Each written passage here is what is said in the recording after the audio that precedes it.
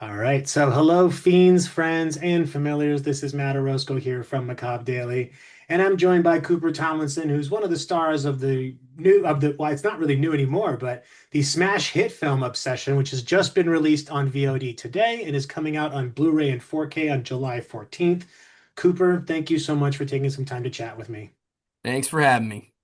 Oh, it's a pleasure. Well, I've only got a little bit of time with you, but one of the things that I first wanted to ask is just more of a broad question, is just how is your life different now versus 12 months from today or Uh, twelve months ago from today? that's funny. I mean, honestly, it's really just the same. I'm just plugging away, writing. Curry and I are working together on the next thing, and it's just been the same. Other than, I mean, you got one of the biggest movies ever out in theaters. Yeah, it's That's the difference. small potatoes, right? Yeah, Well, it's I mean, well-deserved success. It's a fantastic film. I saw it twice in theaters, which is not something that typically happens to me because I just can't get to the theater that often. So outstanding. Can't wait to show it to my wife and have her freak the fuck out as well. But I was listening to another interview you did, and it mentioned that you all had done some filming, or you basically shot it in North Hollywood, which is my old stomping ground, Lake Ishman Victory. So I was curious, were you around that area, or were you closer to the Universal City side when you were filming? Oh no, we were right there, man. We were actually shooting at Little Tony's, on Lancashire and Vineland and Roguelike Tavern. We were up in San Fernando Valley doing we were at Castle's Music where they shot Wayne's World. We were the last movie to shoot there until he had, you know, retired and closed down. So it was cool to just shoot in our backyard because that's where Curry and I met and have, lived around in the last 8 years.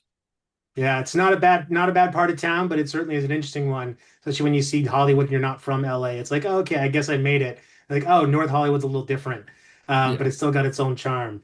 Now, you've got quite a few scenes that kind of delve into both, comedic side of what makes this film work, but also the more horrific side of what makes it work. And I get the sense that there was a pretty jovial kind of connection between everybody on set. So it was like you were all having a good time working with each other. So how do you kind of get yourself into the mental headspace to be able to show up and be committed to a comedic bit in one moment and the next something absolutely horrific, and at the same time knowing that you're doing this all with people you like and people that want to be around? Yeah, we do it. Curry and I do sketches so often that it's just second nature. We know how to work with each other very easily, and just have a good time. There wasn't much pressure to it. Having a lot of fun, uh, playing around. Trying new things on these takes. It was such an inviting experience. I'm gonna be chasing the rest of my life. Yeah, it's certainly a once in a lifetime, or maybe hopefully not once in a lifetime. Let's put it I that hope it way. happens again. Yeah. Yeah, let's hope that every single film you do in perpetuity has the same kind of success, but also camaraderie on the back end. Um, And I know some actors like to prepare playlists and things like that for their characters. So I'm always curious to know, is that something you did for the role of Ian? And if so, or even if not, what are some things you think might end up on a Spotify Ian playlist? Spotify Indian playlist, a lot of Strokes and Weezer. That's a little bit just like me too. I definitely think some Kid Cudi's in there, and yeah. We had playlists. There was a lot of music on set. Curry likes to play scary music to kind of set the tone on set. It gets you in that vibe. It's great. It makes you feel like you're in this an actual movie. While you're filming. It's great. Is he using soundtracks and like scores, or is he putting on like heavy metal, No, no, black a lot metal? of a lot of Hereditary. Some stuff he kind of makes himself. Now I think on the next one it'll just be Rock Burwell's, score, which we love to play. But yeah, a lot of Ari Aster. I can't think of the name who does his music, but I love his stuff. Hereditary, Midsummer. Yeah, it definitely feels like vibe setting music for sure. And now that you're kind of, you have this unique position, right? You have a really successful film, you've been kind of cutting your teeth on the YouTube side of things and learning the craft and the business. But now you've kind of got a good opportunity, you've got the world in front of you. What are some of the things that you would love to do as far as your acting or any other parts of the industry that you'd like to be a part of?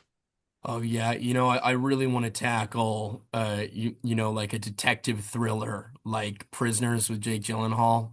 That's a kind of movie I'm looking for what's my true detective, That's something I'd love to get into. Which was so fun to do a little part on Dutton Ranch, completely different, but Right. I got to be a cop. Um, but that's something I'd love to get into more of a mystery. Hell yeah. Nice little hard-boiled, detective story going down for you. Yes, sir. Well, you've got another amazing film, or seems to be amazing film coming out, Anything But Ghosts, that's in post-production now.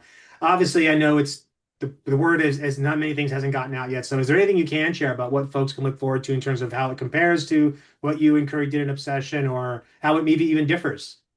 Not much, but it is different and it's a lot of fun. That's I mean I want to tell you everything, but Of I'll course. tell you I'm going to tell you another time. Don't worry. Yeah, no, totally. And I figured I threw that question in thinking, there's a 99% chance he'd be like, yeah, fuck you, Matt. I'm not telling, can't, I'm under Nah. NDA. I'm under like multiple NDAs right now. Uh, but I think I speak for a lot of people when I say we're very excited to see what both you and also Curry are doing in that regard.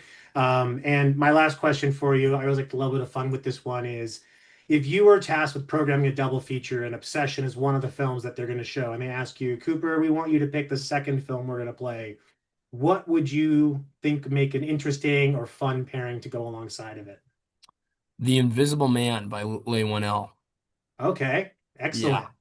One of me and Curry's favorite horror movies. Did that film, how much did that film influence what you all were doing with Obsession, or was it more of a subconscious thing where you're thinking, oh, we love this movie, but we're not actively trying to take from it and bring it into our own piece of There work? wasn't a lot to take from that. There are a few similar themes, but that's just like that was one of the best theater experiences Curry and I ever shared together. That was right before COVID. That was like the last movie we saw before Oh COVID wow. really hit. And I remember going in, expectations lowered. Who knows what it's gonna be like? And me and Curry are like, holy shit! Like some of the best reactions we've ever seen. And yeah, I'm sure that influenced him a little more on this. But yeah, Yeah, I mean, you will never forget that last big thing you did before COVID. I remember the last show I went to at Sound nightclub down in Hollywood when I used to live in LA, and I was like, man, I'll never forget that. But here we are, 6 years later, still haven't forgotten. But no. Cooper, I just want to say thank you for taking the time to talk about this film. I know you've probably talked about it ad nauseum at this point, but I think it's all because it's an outstanding piece of work. Your role as Ian is not only highly relatable, but you are kind of part of the emotional center core of a film that needs someone to kind of reality check some of our main character quite a bit. So, Cooper, I Mhm. wish you nothing but continued success. And for everyone watching this, you can buy and rent Obsession today on VOD. And if you're a physical media guy like myself, July 14th, you can grab it on Blu-ray and 4K. Hope to talk Thank to you you. again, Super. Thank you.